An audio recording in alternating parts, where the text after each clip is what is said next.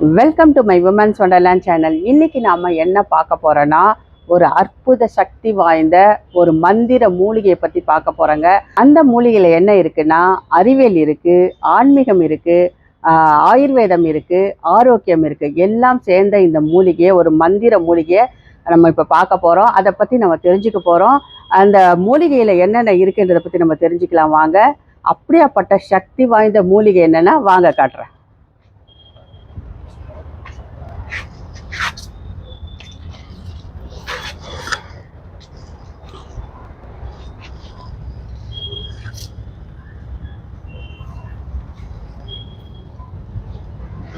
அந்த சக்தி வாய்ந்த மூலிகை என்னன்னா நம்மளோட துளசி தாங்க. நிறைய பேருக்கு துளசியை பற்றி தெரிஞ்சிருக்கும், ஆனால் தெரியாத பல விஷயங்கள் இருக்குது. அதை பற்றி தான் நம்ம பார்க்க போகிறோம். நமக்கு நம்ம எல்லாருமே விருட்சங்களை வழிபடுறது நமக்கு ஒன்றும் புதுசு இல்லை. நம்ம நிறைய விருட்சங்களை வழிபடுவோம். அதாவது வேப்ப மரம், அரச மரம், ஆலமரம், பல விருட்சங்களை வழிபடுவோம். அதில் முதன்மையானது இந்த துளசி தாங்க. துளசி செடியை நம்ம வீட்டில் வச்சே வழிபடலாம். மற்ற மரங்கள்லாம் நம்ம வீட்டில் வச்சு வழிபட முடியாது. இப்படிப்பட்ட இந்த மந்திர மூலிகையில் என்னென்ன இருக்குது அப்படின்னு பார்க்கலாம் வாங்க. இதோட இலைகளில் பாருங்கள். இதோட இலைகளில் என்ன இருக்குது அப்படின்னு சொல்கிறாங்கன்னா, அனைத்து விதமான வேத புத்தகங்கள் எல்லாம் இதில் இருக்குன்னு சொல்கிறாங்க. அது மட்டும் இல்லை, இதோட வேர்களில் என்ன இருக்குன்னா, நம்ம ஸ்தலங்கள், புனித ஸ்தலங்கள் எல்லாமே இந்த வேரில் இருக்குன்னு சொல்கிறாங்க. அதனால தான் நம்ம வேரை தொட்டு கும்பிட்டுட்டு நம்ம போகிறோம். அதனால் இந்த மந்திர மூலிகையில் என்னென்னா, வேரில் தொட்டு கும்பிடும்போது அனைத்து விதமான ஸ்தலங்களே, புனித ஸ்தலங்களின் தரிசித்த பலன் நமக்கு கிடைக்கும். அது மட்டும் இல்லைங்க, இந்த துளசி ஏற்கனவே நான் சொல்லியிருக்கேன் தொட்டாசினியை பற்றி. அதாவது பிரபஞ்சத்துக்கும் இந்த பூமிக்கும் தொடர்பு படுத்தக்கூடிய ஒரு அற்புதமான மூலிகை இந்த துளசி. பல மூலிகைகள் இருக்குது. ஏற்கனவே நான் தொட்டாசினியை பற்றியும் சொல்லியிருக்கேன், பிரபஞ்சத்தோடு நம்ம கனெக்ட் பண்ணக்கூடியதுன்னு சொல்லிட்டு. அதே மாதிரி தான் இந்த துளசியும். இந்த துளசி என்ன பண்ணும், அதாவது என்னென்னா, நம்மளோட பூமிக்கும் வானத்துக்கும் நடுவில் ஒரு வாசல் புள்ளியாக இந்த துளசி இருக்குன்னு சொல்கிறாங்க. அப்படின்னா என்ன அப்படின்னா, நம்மளுடைய கோரிக்கைகளை இந்த துளசி செடிக்கிட்ட போய் உட்காந்து நம்ம சொல்லும் போதும் பேசும்போதும் நம்மளுடைய எல்லாவித துன்பங்களை எல்லாம் சொல்லி நமக்கு நிவர்த்தி ஆகணும்னு வேண்டும் போதும் இது என்ன பண்ணும்னா, பிரபஞ்சத்துக்கிட்ட கொண்டு போய் சேர்க்கும் சொல்கிறாங்க. பிரபஞ்சம் என்ன பண்ணும், அந்த ஆற்றலை, அதை சரி பண்ணக்கூடிய ஆற்றலை நமக்குள்ளே இறக்கி அதை சரி பண்ணுன்னு சொல்கிறாங்க. எவ்வளவு அற்புதமான ஒரு மூலிகை. அதனால தான் எல்லாருமே வீட்டில் வச்சு வழிபடுறாங்க. நிறைய பிராமணர்கள், வைஷ்ணவர்கள் தான் இது முக்கியமாக என்ன பண்ணுவாங்க, அந்த காலத்தெல்லாம் சுட்டுக்கட்டு வீடுன்னு ஒன்று இருக்கும். அந்த வீட்டில் நடுக்கூடத்தில் வச்சு மாடம் வச்சு தான் வழிபடுவாங்க. சும்மா தரையிலையோ ஒரு சின்ன தொட்டியில வைக்க மாட்டாங்க. மாடம் வச்சு வழிபடும் போது தான் நமக்கு அந்த தெய்வீகத்தன்மை கிடைக்கும். எப்பவுமே துளசி பெண் தெய்வமாக தான் நம்ம எல்லாரும் வழிபட்டுட்டு இருக்கோம். அறிவியல் உண்மை என்ன என்றதை பற்றி தெரிஞ்சுப்போம். இந்த துளசியை நம்ம வீட்டில் வச்சு வளர்க்கும் பொழுது 24 மணி நேரமும் ஆக்சிஜனை கொடுக்கக்கூடிய ஒரு மந்திர மூலிகை. ஆக்சிஜன் நமக்கு கிடைக்கும் போது என்ன நடக்கும், புத்துணர்ச்சியோடு இருப்போம்.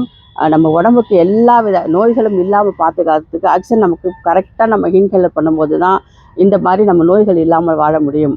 அதனால் இந்த துளசியை நம்ம வீட்டில் வச்சு வளர்க்கும் போது ஆக்சிஜன் நமக்கு ரெகுலராக கரெக்டாக கிடைக்கும். மனசோர்வு நீங்கும். அதாவது மனச்சிக்கல்கள் என்ன இருந்தாலும் இந்த துளசி மாடத்துக்கிட்ட போய் உட்காந்து ஒரு நிமிஷம், ஒரு 5 நிமிஷம் அமைதியாக உட்காந்துக்கினாவே நமக்கு மனச்சோர்வு நீங்கி மனச்சிக்கல்கள்லாம் நீக்கிறதுக்கு நல்ல வழிவகை பண்ணுன்னு சொல்கிறாங்க. எவ்வளோ ஒரு அற்புதமான மூலிகை செடிங்க இது.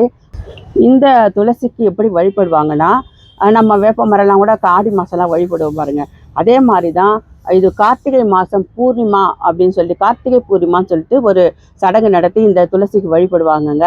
அது மட்டும் இல்லாமல் இதை பற்றி ஒரு சின்ன சுவாரஸ்யமான விஷயத்தை இப்போது சொல்லிக்கிறேன். இது போன வருஷம், அதுக்கு முந்தின வருஷம் எக்கச்சக்கமாக நம்ம மாடி தோட்டத்தில் இருந்தது. எங்கே பார்த்தாலும் துளசி செடியாக தான் இருக்கும். இதோட விதைகள் பட்டு அது நிறைய வளர்ந்துட்டு இருந்ததுங்க. எல்லா தொட்டிகள்லையும் போய் விழுந்து முளைச்சி அந்த தொட்டிகள் உள்ள செடிகளை டிஸ்டர்ப் பண்ணிட்டு இருக்குன்னு சொல்லிட்டு நான் என்ன பண்ணேன், எல்லாத்தையும் எடுத்து போட்டுட்டேங்க.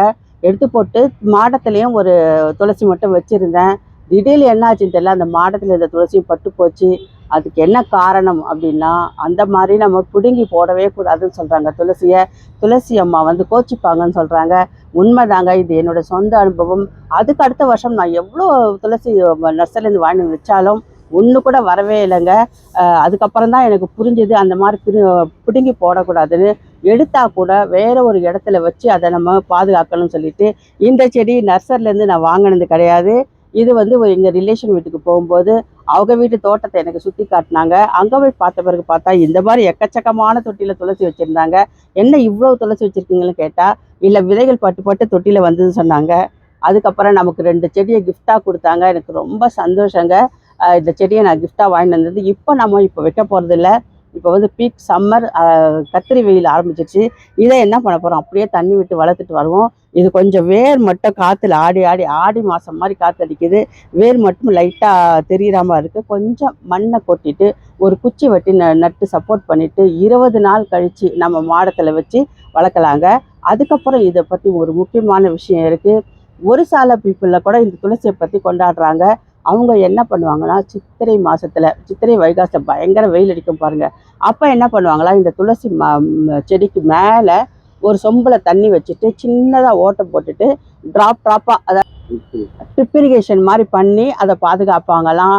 அதனால் என்ன நன்மைகள் கிடைக்கும் அப்படின்னா, அவங்க செஞ்ச பூர்வ ஜென்மத்தில் செஞ்ச பாவங்களும் விலகும் சொல்கிறாங்க. இப்போதைக்கு நம்ம செய்ய பாவங்களும் விலகி போயிடும் சொல்கிறாங்க. மழைக்காலங்களில் சரியான மழை பொழிவு கிடைக்கும்னு சொல்லிட்டு இந்த மாதிரி இந்த துளசி செடியை ஒரிசா பீப்புள் பாதுகாக்கிறாங்க. நான் பார்த்துருக்கேன். ஒரிசா பீப்புள் இந்த ஃபேக்ட்ரிலாம் வேலை செய்கிறவங்க ஒரு சின்ன ஒரு ஐஸ்கிரீம் கப்பு மாதிரி இருக்கும் பாருங்கள், அதில் வச்சே இவ்வளோ பெரிய செடியை வளர்த்துருக்காங்க. அவங்க ஒரு மேடை மாதிரி கட்டி அது மேலே வச்சு வளர்க்குறாங்க.